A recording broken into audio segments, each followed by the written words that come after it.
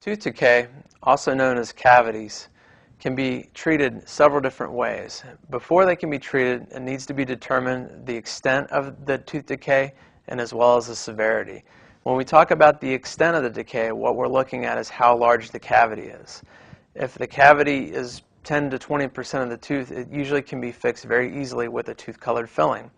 However, if the extent is 80 to 90% of the tooth, where we find that there's not much tooth left to begin with, then that tooth decay may be just discarded and the tooth be eliminated, again, based on how much cavity there is.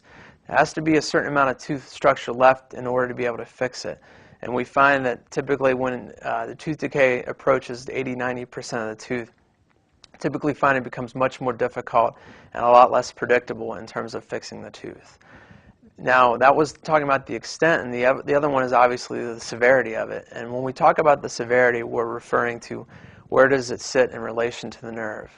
We know that as tooth decay or cavities get closer to the nerve, we start to develop more symptoms, such as cold sensitivity, biting sensitivity, throbby pain that comes and goes. And when the tooth decay gets closer to the nerve, it kind of changes the way we treat the tooth. What may have been something small as like a filling can evolve or change into a root canal where, let's just say 50% of the tooth is still left there, but the nerve is exposed. While the extent of the damage isn't great, the severity is because the cavity got into the nerve. And typically that requires something more dramatic than a filling, such as a root canal and a procedure known as a crown, which is something that goes over top of the tooth to further protect it. So really, when we look at tooth decay, the way it's treated, we have to look at the extent of it, again, to see how large it is, how much of the tooth is broken down, but also the severity, meaning how far it is into the nerve or whether or not it's breached the nerve or not. Those are the two most important factors for determining how we treat tooth decay.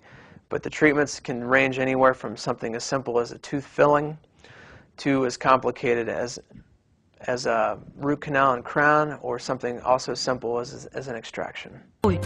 Đã có thuốc cốm cảm xuyên hương Yên Bái giúp bé khỏe mạnh, giải cảm, không còn hắt hơi, sổ mũi. Để xa tầm tay trẻ em, đọc kỹ hướng dẫn sử dụng trước khi dùng.